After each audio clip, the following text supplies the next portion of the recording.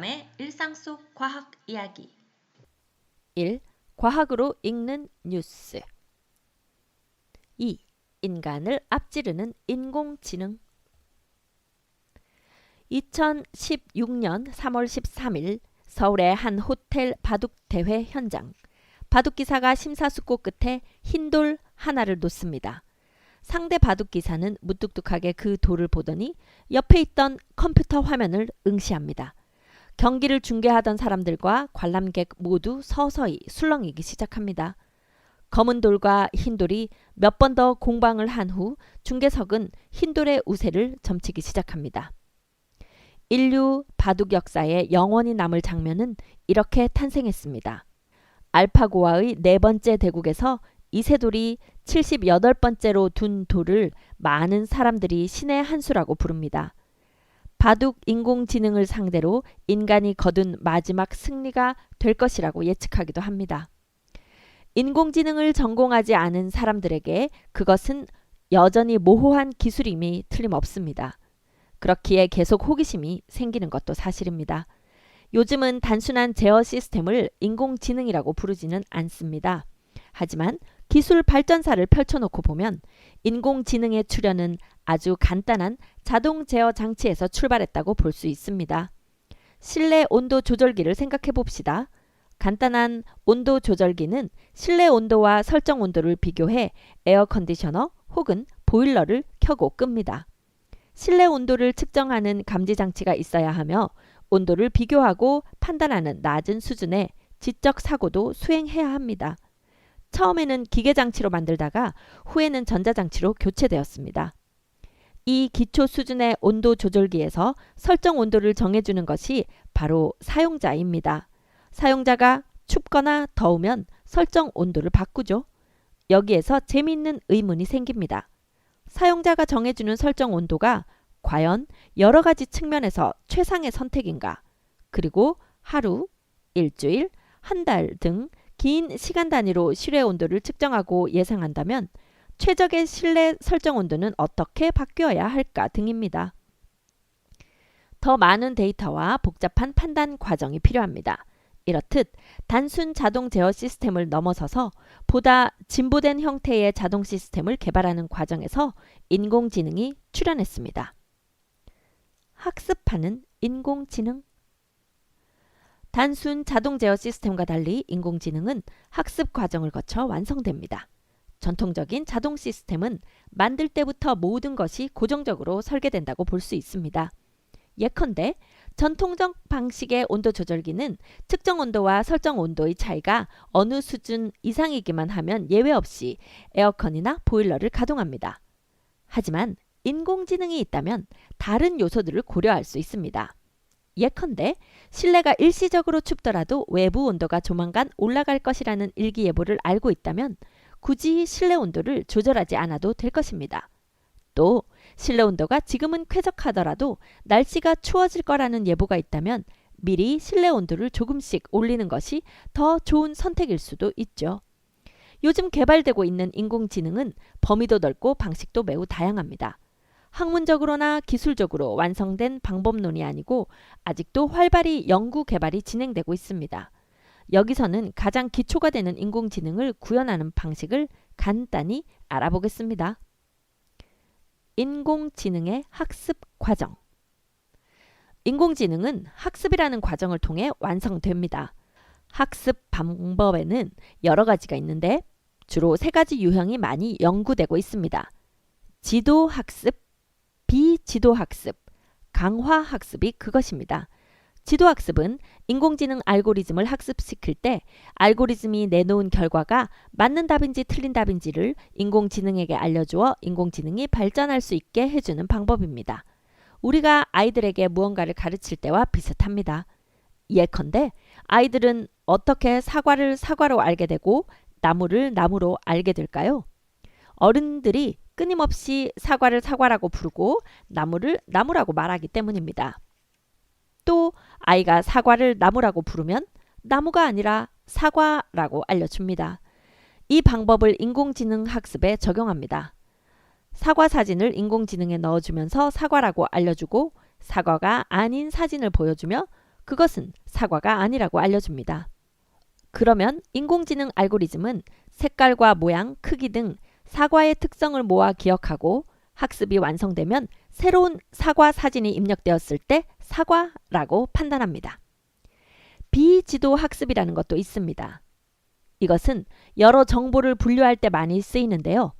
학습 과정에서 정답을 따로 알려주지 않는 방식입니다. 예를 들어 수많은 종류의 동물 그림을 보여주고 비슷한 종류로 나누어 모으는 일에 적합한 방식입니다. 그렇게 나눈 각 그룹의 의미는 추후의 결과를 사용하는 사람이 부여하면 되겠지요. 알파고가 강화학습을 통해 완성된 인공지능이라는 것이 알려지면서 강화학습이 많은 관심을 받았습니다. 강화학습은 알고리즘의 개별 선택 행위 하나하나에 대한 평가 결과를 개발자에게 알려주지 않습니다. 행위 결과에 대해 보상이 이루어질 뿐입니다. 예를 들어 우리가 걷는 행위를 배울 때 어느 다리에 어떤 근육에 얼마나 힘을 주어야 하는지 하나하나 지도받지 않습니다. 수많은 시도와 실패를 거듭하다가 성공했을 때 걸을 수 있게 된 성취감과 어른들의 칭찬을 보상으로 받으며 스스로 학습하게 됩니다. 인간의 지적, 육체적 활동은 대부분 이렇게 학습됩니다. 바둑처럼 복잡한 게임도 마찬가지입니다. 바둑돌 하나하나의 위치가 좋은 선택인지 아닌지 지도해 줄 수는 없습니다. 게임이 끝난 뒤 비로소 알 수 있습니다. 수백 개의 돌이 서로 어우러져 만드는 바둑 게임에서 특정한 수가 과연 결과에 좋은 영향을 주었는지 아니었는지 바로 알아내기는 쉽지 않습니다.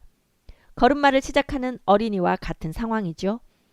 이렇게 어려운 문제를 해결하기 위해 강화학습 방법에 인공지능이 탄생했지만 이 방법을 구현하는 것도 쉬운 일은 아닙니다. 사람은 뇌라는 엄청난 컴퓨터가 이미 내장되어 있지만 인공지능을 위해서는 우리가 뇌를 만들어 주어야 합니다. 컴퓨터 중앙 처리 장치를 넘어서는 것입니다. 왜냐하면 여기서 우리가 필요로 하는 것은 단순히 계산을 빨리 하는 컴퓨터의 뇌가 아니라 학습을 할 수 있는 뇌를 만들어야 하기 때문입니다. 이 어려움을 컴퓨터 공학자들은 독특한 소프트웨어와 대용량 하드웨어로 극복했습니다. 소프트웨어 부분을 위해 신경망이라고 불리는 뉴럴 네트워크와 딥러닝 방법이 사용됩니다. 전문 용어가 많이 나오기는 하지만 이름을 하나하나 뜯어보면 그 의미를 알 수 있습니다. 인공지능에서의 신경망은 인간의 뇌가 작동하는 원리를 소프트웨어에서 구현하기 위해 만든 개념입니다. 사람의 뇌를 닮은 인공지능 구조. 인간의 뇌와 신경계는 매우 정교하게 설계되어 있어서 인간의 지능과 학습 능력은 마치 누군가 생물학적으로 준비해 둔 것처럼 보일 정도입니다. 우리의 뇌와 신경계에는 뉴런이라고 불리는 수많은 신경세포가 있습니다. 이 뉴런들은 서로 연결되어 있는데 이 연결 부위를 시냅스라고 부릅니다. 시냅스에서는 화학 물질이 생성되고 이로써 전기 신호가 흐릅니다. 우리가 외부 자극을 감지하여 그에 따라 생각하고 판단하는 모든 작용은 이 뉴런과 시냅스 때문에 가능합니다. 신경세포의 개수는 유아기를 정점으로 더 늘어나지 않는다고 합니다. 신경세포의 개수만이 지능을 결정하는 것은 아닙니다. 바로 뉴런이 어떻게 연결되는지가 훨씬 중요합니다. 시냅스로 연결된 뉴런의 전체 연결 구조를 신경망이라고 하는데 이 신경망은 개인이 어떤 환경에 노출되고 어떤 교육과 훈련을 받느냐에 따라 크게 좌우됩니다. 예컨대 전문 악기 연주자는 처음 보는 악보라도 어느 정도 실수 없이 연주할 수 있습니다. 이것은 오랜 훈련으로 연주자의 신경망이 악기 연주에 맞게 구축되었기 때문입니다. 악보를 보았을 때 뇌로 들어간 음악 정보가 비전공자보다 월등히 빠른 속도로 신경망에서 처리되고 뇌는 다시 운동 뉴런에 신호를 보내어 근육을 움직여 연주하게 됩니다. 이것은 운동이나 수학 문제 풀이 등에도 비슷하게 적용됩니다. 인공지능의 뉴럴 네트워크에서는 신경세포에 해당하는 기본 프로그램 단위들이 있고 그 단위들의 연결은 학습을 통해 발전할 수 있습니다. 이러한 프로그램 단위를 퍼셉트론이라고 부릅니다. 복잡한 문제를 풀기 위해서는 엄청난 수의 퍼셉트론과 그들이 다루는 다층의 레이어가 필요합니다. 신경망의 다층 레이어를 이용하여 강화 학습을 시켜 인공지능을 만드는 패러다임을 딥러닝이라고 합니다. 다층 레이어 때문에 구조가 깊어졌다는 인상을 주기 때문에 붙인 이름입니다. 이렇게 구축된 인공신경망이 사용자가 원하는 기능을 학습하려면 엄청난 양의 계산과 시행착오가 있어야 합니다. 그래서 컴퓨터 하드웨어도 매우 중요한 요소가 됩니다. 예컨대 알파고는 약 1000개의 컴퓨터 중앙 처리 장치와 100개가 넘는 그래픽 처리 장치를 사용하였습니다. 그러다 보니 전기 사용량도 어마어마했다고 합니다. 알파고로 바뀐 인공지능의 위상. 바둑은 컴퓨터 알고리즘으로 정복하기에는 불가능한 게임이라고 여겨졌습니다. 적어도 알파고가 이세돌을 이기기 전까지는 그랬습니다. 그도 그럴 것이 경우의 수가 너무 많기 때문입니다. 돌을 놓을 수 있는 교차점의 개수는 전부 19 곱하기 19, 즉 361칸입니다. 상대가 돌 하나를 놓고 나면 360개의 빈칸 중 하나에 돌을 놓아야 합니다. 내가 이곳에 놓으면 상대가 저곳에 놓고, 그러면 나는 다시 이렇게 놓고를 미리 생각하는 것을 수읽기라고 하는데 그 경우의 수가 너무 많습니다. 아무리 컴퓨터라고 해도 이 모든 경우의 수를 다 고려해 실제 돌 놓는 것을 결정한다는 것은 불가능합니다. 사람들은 바둑이라는 게임에 일종의 정석을 만들어서 기본 틀을 익히고 그 안에서 본인의 전략과 기풍에 따라 바둑을 둡니다. 수읽기도 그런 틀에서 행하는 것이지 전혀 무작위의 경우를 고려하는 것은 아닙니다.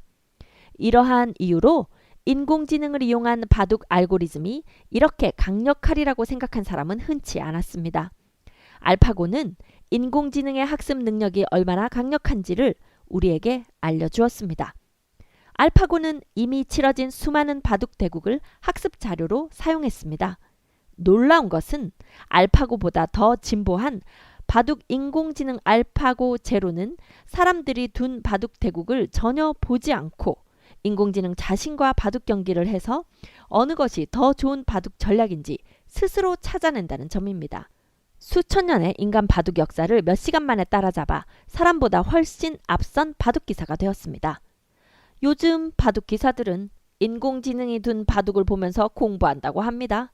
심지어 프로 입단 대회에서 인공지능을 이용한 부정행위가 적발되기도 했습니다. 이세돌 구단은 2019년 은퇴를 선언하면서 인공지능의 출현도 은퇴를 결정하는 데 영향을 주었다고 밝혔습니다. 인간이 이길 수 없는 바둑 실력을 갖춘 존재의 출현. 그것이 인간이 만든 컴퓨터 프로그램이라는 점에 혼란을 느꼈다고 합니다. 하지만 흥미롭게도 은퇴 대국 상대로 한국의 인공지능을 선택했습니다. 2016년 알파고와 이세돌의 대국 직전까지도 알파고의 압도적인 승리를 예상하는 사람은 거의 없었습니다. 그러나 3년 뒤 이세돌의 은퇴 경기를 앞두고서는 이세돌의 승리를 예상하는 사람을 찾아보기 어려웠습니다. 우리가 인공지능을 보는 시각이 얼마나 바뀌었는지 알 수 있습니다.